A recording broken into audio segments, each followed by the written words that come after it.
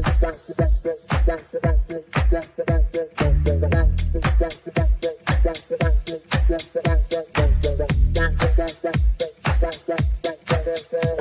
Connections Radio presents the Love of Business Podcast.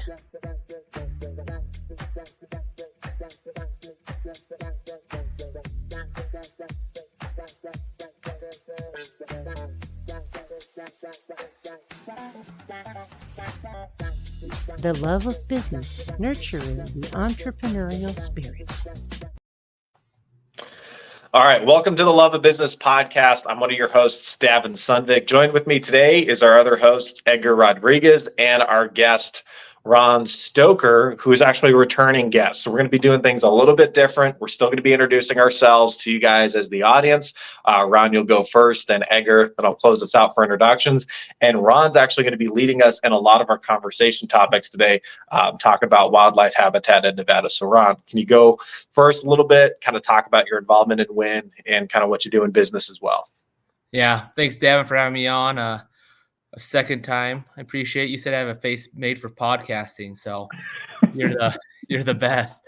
I'm an owner of Turnkey Property Solutions. We're a property management company here in Southern Nevada region. We do everything from Vegas all the way to Pahrump, Moapa, and Alamo, all rural areas also. And also, I'm a big member of Wildlife Habitat Improvement Nevada. It's my passion project. It's what lights me up and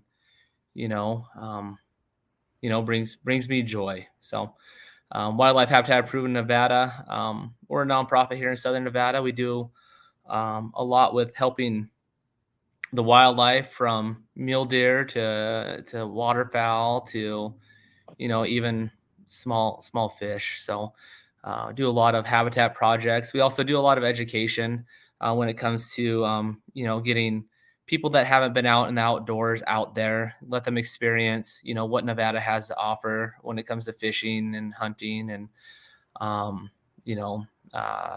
shooting and recreational sports. Nevada is a phenomenal state, has tons of public access, tons of public lands. I think it's 80% is open to the public.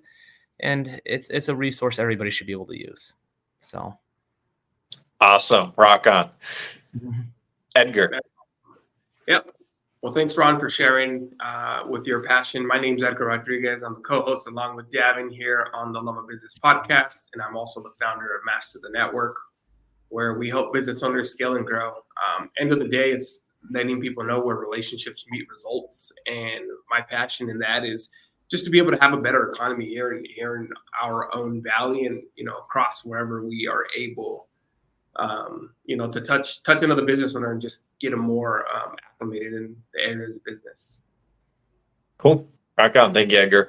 I'm Davin. I mainly explain a lot of the real estate side on our podcast. That's where a lot of my expertise comes from. It's from that side of the business. But I'm also really passionate about helping businesses grow in general. I'm a big advocate member of SPARK, that Strategic Professional Advancement and Referral Community. And how I know Ron is actually through Wildlife Habitat Improvement for Nevada. As I kind of learn more about that organization, it's been a really fun place for me to volunteer some of my hours as well. So with that being said, Ron, do you have any questions for us as a guest? I want you to have an opportunity to kind of ask some questions, maybe based on our last conversation when you were on, or just ask questions about WIN or whatever you may have. Yeah. So one of the things when I was thinking about this podcast, I thought about Wildlife Habitat Improvement Nevada and how it's affected my business. And I don't see huge returns from being involved in a nonprofit. It's not like I'm with this nonprofit because I meet people and I network and, that brings me business. The return I've seen is, as business owners and being in high stress situations where you're constantly trying to improve customer service, constantly trying to make that bottom line, constantly trying to make sure your employees are cared for. The stresses of business are numbered and you can't, quantify it. With that, like being involved in nonprofits, I know Edgar's involved in one and so is Davin. how has that helped you guys when it comes to your mental workload and being able to perform better, I guess? Yeah, I don't mind going first with this one. That's a great question, Ron. And for us, it's finding the right nonprofit, right, that you're passionate about, right? One that I'm involved in with Bunker Labs, and Bunker Labs is across 40 cities we were talking about a little while ago. And that's where we help veterans, military spouses, and their dependents be able to scale and grow their businesses, right? And me as a coach, I get to empower them and pour in the knowledge that I've learned through my certifications to really see them thrive, right? And not only that, but the fly-ins where we talked about, like, how involved are we in these nonprofits? For me, the mental state is every time I get to go to a fly-in in another city and connect with the other ambassadors from nationwide, that not only over pours my cup, but it really, really fires me up in the essence of, man, we're really, really making a difference, not only in our local community, but nationwide, wherever we're able to touch other veterans and military spouses who are on that business journey. Because, the mental state of us, it is huge in knowing that it's not all sunshine and rainbows, right? It's a constant roller coaster, but knowing that you have, your brothers and sisters or the people that you're involved with this nonprofit, you have them to lean on.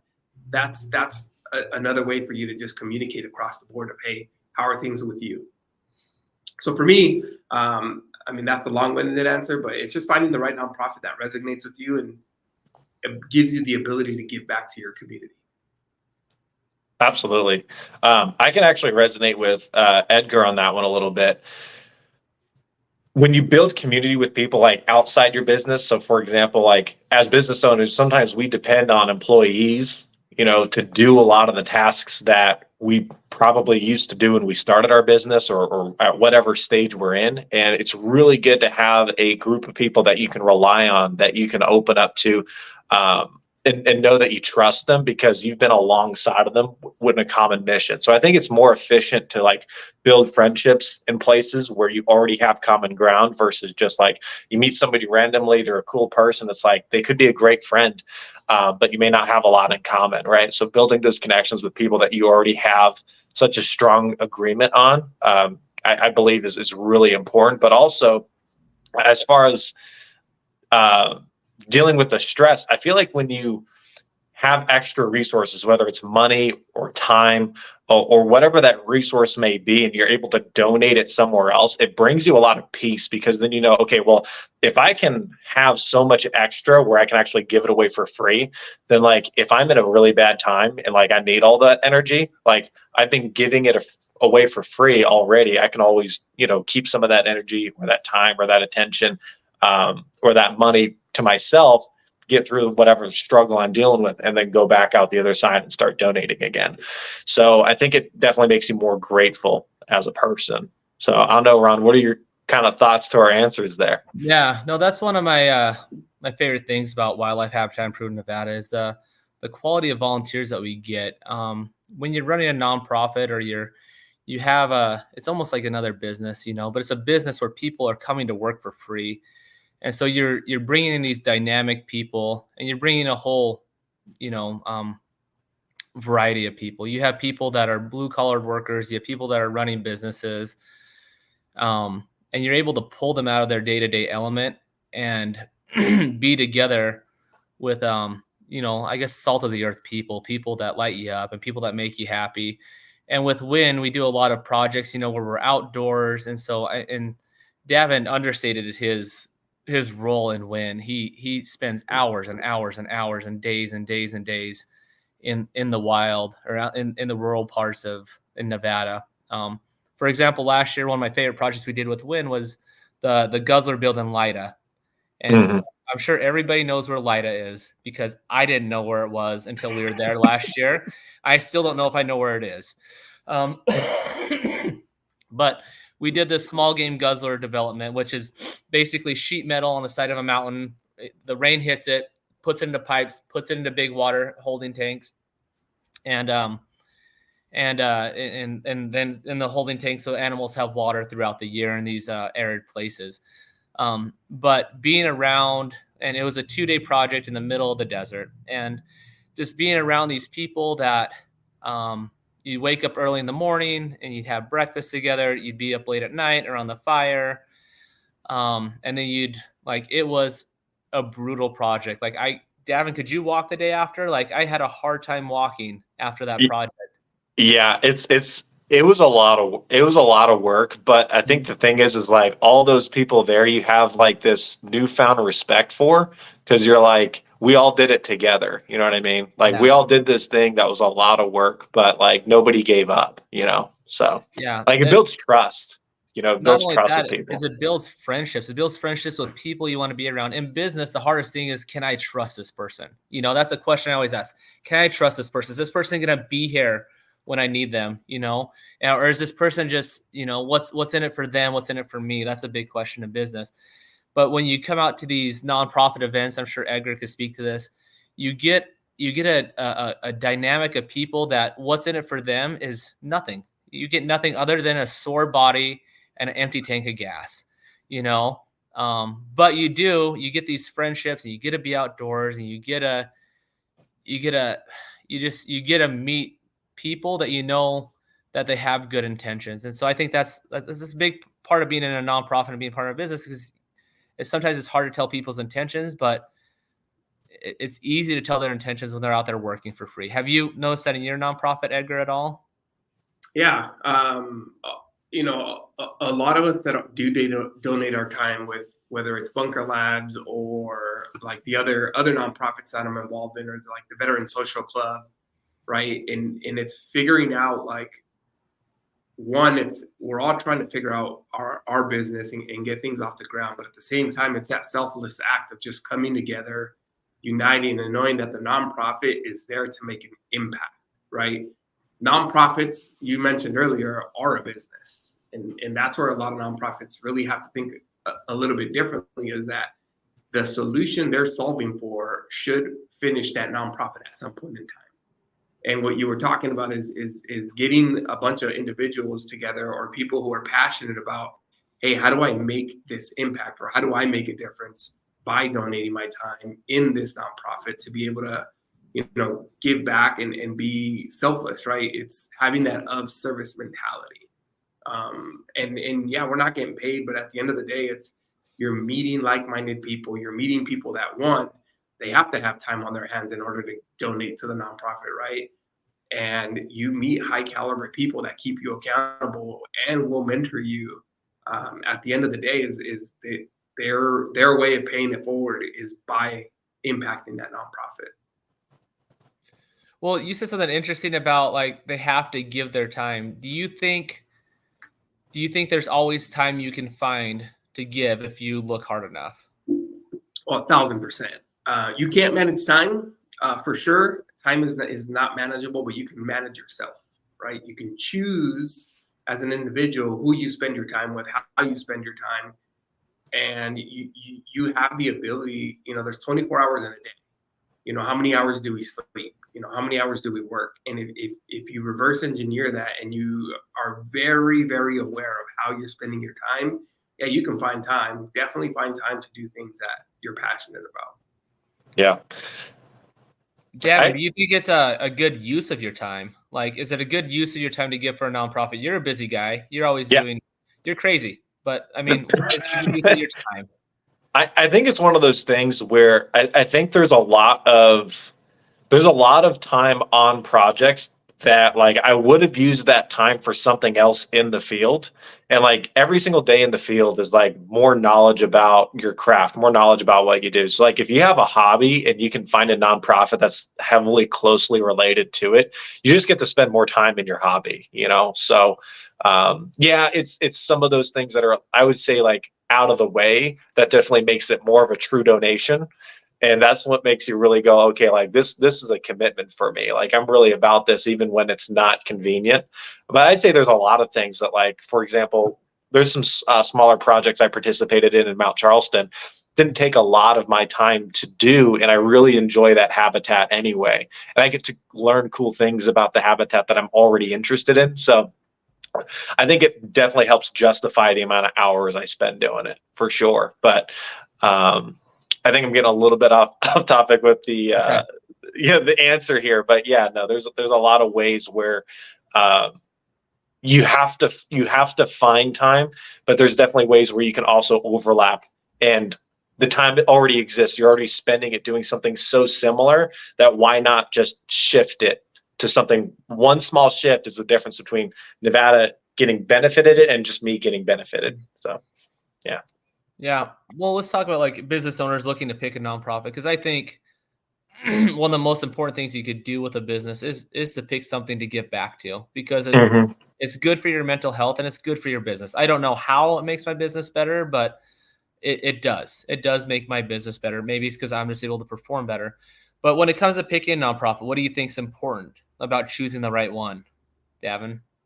I think you have to be genuinely aligned with it, because you have to understand, like, if you're going into it with the mentality of like, I need a return on investment, then you don't have, in my opinion, you don't have enough resources to be donating your time or your money, right? If you have to get a return on investment on everything you do, like, there's probably other better things to be doing with your time, like maybe go back to school, get an education, right? But I think you can actually, in my opinion, I think you can make a great return on investment in dealing with a nonprofit that you're already going to be passionate with, because you're going to meet people that you're aligned with, and then you're going to meet other business owners that are also aligned with the same cause, and you're going to want to do business with those people, and you're going to have a certain level of trust that you couldn't have built on the street or just like calling somebody that you saw their Google listing, So I would say the trust saves enough time for me that I'm actually able to invest more into my business, because I've saved time building trust with people that I wanted to build trust with. So that's how I benefit from being in a nonprofit, is that trust being built faster. How do you think, Edgar? How would you pick a nonprofit if you were to do it again and start off fresh? Great question. For me, I'm going to echo what Davin said is the alignment, right? The mission of what that nonprofit's about has to align and resonate with you. For me, most veteran organizations that are truly trying to make a difference, right? That's what speaks to me, because I understand what the veteran went through, right? Especially going through combat. So how could I give back, find, and for me, it's you never know who you're going to meet if unless you go and spend the time to build a relationship with someone, right? Not necessarily am I there to pitch or sell my product. Is one, I genuinely want to help the nonprofit, and two, our minds are just curious, very, very curious, right? So if you start to take the time to actually build a relationship, get to know people, you never know who you're going to meet, right? That person, and especially here in Vegas, we're like 1 degree from separation. We're all connected in one way, shape, or another. And it just takes that one connection or one introduction that can change the landscape of your business. Mm-hmm. You have to be there for what you're there for, not necessarily, like I said earlier, we're not there to pitch or sell our product. But if I had to do it all over again, for me, it's always going to be choosing that path of how can I help my community with helping in the veteran advocacy side, right? In being able to say, look, I understand what you've gone through. I understand because I've been there in your shoes, right? I've gone to combat. I've been where you've been, so I understand you. So how can I give back? For me, it's always going to be that of just having a greater impact to give back to those who gave everything for us. Yeah. I think if business owners are listening and they're like, well, I'm not really involved in something. What I have learned from being, I think I'm involved in multiple nonprofits on the wildlife side, is you figure out what your passion is. Like, this is like, if that's the thought in your head, like, I want to help, children, or I want to help veterans, or I want to help wildlife, or and you have that desire, right? Then find the nonprofit that's established. I could guarantee you they need help. They need help. They just need you to show up. If you start showing up to meetings, they will take you with arms wide open 90%. And if they're not, there's another one that will. I talk to Davin about this all the time. People are like, well, I want to be involved in the outdoors. I'm like, we don't turn anybody away that shows up. If you show up, we want you and we like having you there, and you are going to benefit so much more in your passions and your desires than you could ever imagine. That's been my personal experience. Let's talk about something like, if you're running a nonprofit, how do you motivate volunteers? How do you get them to show up? How do you how do you get them to perform like employees when they're not employees? What do you think, Edgar? I think it's going to go back to like the relationship building, right? How do you motivate them is the culture that you build and the relationships you build with them, right? So understanding, like, hey, what made you decide, or how did you pick our nonprofit, and just take the time to see what it is that they're looking to get out of the nonprofit, right? Me, I'm extremely great at asking questions and figuring out, what makes that individual tick. Like what are they passionate about? How do they want to make a difference? What do they want to get involved in? And how can we help, expedite that process for them? So for me, in running a nonprofit, it's just getting more involved with your actual personnel, the leaders, right? Seeing who wants to step up and making sure that you're pouring into them as much as they're pouring into that nonprofit. Yeah. What do you think, Davin? So when it comes to motivating volunteers like employees, I don't want to skirt the question, but I almost want to say, like, you don't really want to motivate them like employees. You almost want to treat them like owners. You know what I mean? Like, you want them to have a sense of ownership of the result, right? That's not transactionally based, right? Like, they're not expecting anything in return. Like, they want to see the mission accomplished as much as every single other person there. So I think that's the gold standard of motivating people in nonprofits. I've motivated people in the political space. When I was in college, I used to volunteer for a political organization. We were involved in a couple of other political organizations too. Then transitioned into Spark, which is a professional development related group, and volunteered there and built that up as a founder. And then now that I'm involved in WIN, I feel like I see a lot of the same trends of you have to have a significant portion of the people there because they're motivated as the owner. Like, they feel like they own a piece of the group, like they are a part of something that can't be given up. Just like you wouldn't want to give up stake in your company, they wouldn't want to give up membership or affiliation in that community. So I feel like that's the most important factor. And then outside of that, there's other small ways to motivate people. People always want something that they can't buy. And so I feel like sometimes it's information, or it's relationships, or it's connections, or it's experiences. Like when I was building Spark, we had a lot of invitations to other really high level networking groups, and we could give people access for free a lot of times because we were Spark affiliated. So that was a huge motivator for some people to just like check our group out. And once they kind of learned a little bit about us and they're invested, then it's easy, right? Then they feel like they're a part of the community. They feel like they have that ownership. They feel like they are a driving factor in the direction that the community goes in. And then they want to be more invested into it. So. Yeah, I love that. I love that ownership thing. Like, we just recently did the numbers in WIN, right? Last year's banquet, we made around 115,000, right? And there's something in the wildlife community that if volunteers come and work, the federal government will pay them basically $100 an hour.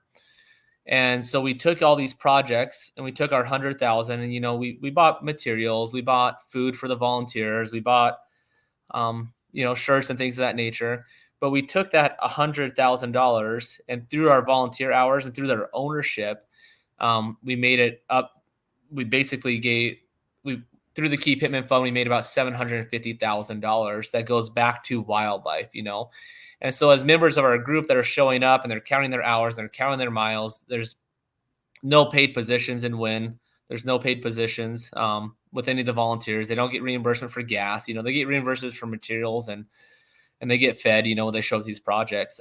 But we were able to take that $100,000 and make it $750,000 that went back to the Nevada Department of Wildlife for them to do more projects. And so when it comes to that ownership and things of that nature, you're absolutely correct. You're 100% on, Davin. Thanks for sharing that. What about the balance between making money for a nonprofit versus being a true nonprofit? What do you think? How does that work, Davin?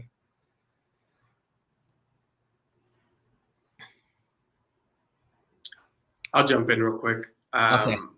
I'll say with balancing that, it's especially with a nonprofit, I'm going to say it's extremely important to have that board of directors, right? And in having the board of directors, tasking them, like that's their job, is to shake more people's hands, right? And find those dollars that are going to impact that nonprofit.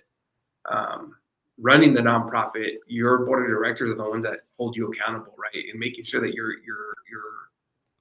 running the nonprofit the way it should be ran, right? And having those accountability people, those mentors that are going to drive you and making sure that you're balancing both sides of that scale, whether you're running your business and you're running the nonprofit. Amen. All right, we're running against the clock right here, so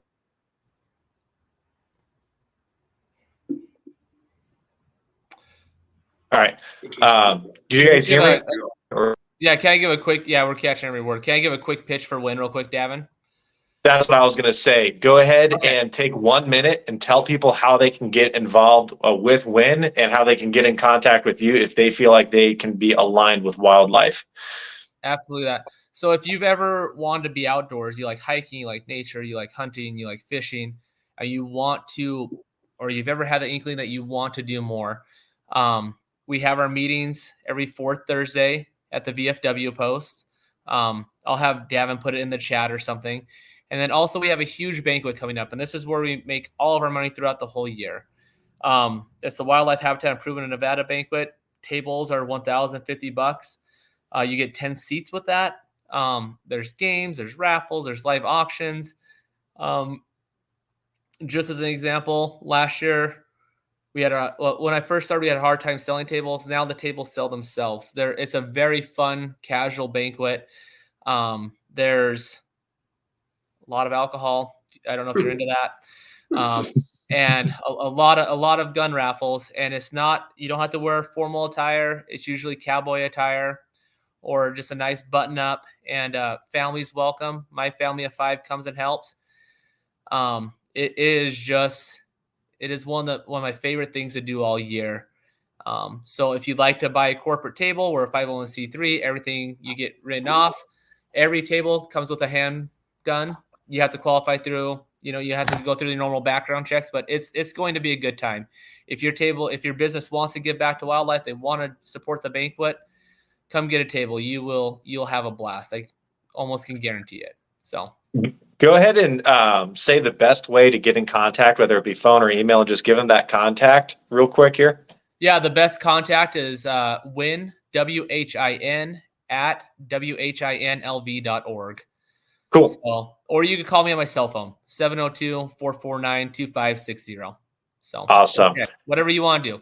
Just show up. You're going to have a good time. So Edgar, what'd you get out of the conversation? What's the nonprofit that you feel like you're aligned with that you want to talk about for a minute? Yeah, I mean, for me, I'm involved in a few nonprofits, right? I help you guys with Spark. I help, I'm one of the local ambassadors for Bunker Labs. I'm a champion for what the Veteran Social Club is doing with TJ's organization. I mean, that for me, anything veteran related that I can give back or have a little impact in our community, that fills my heart. Nice. Rock on. I'm going to go ahead and close this out and try to keep us on track. So normally I talk about Spark, but today I'll kind of double down on WIN. If you feel like you've got any inkling towards wildlife, or you're a hunter or you're a fisherman or some kind of an outdoorsman, we do want to welcome you with open arms, and it's a really fun community to be a part of. I think I am nominated to become vice president from what I hear. So I hope that I get to learn from Ron's leadership, as he's held that position in the past. And if you want to get involved, you can contact me personally, 702-518-1606. Thank you for watching the Love of Business podcast, and we'll see you all next time.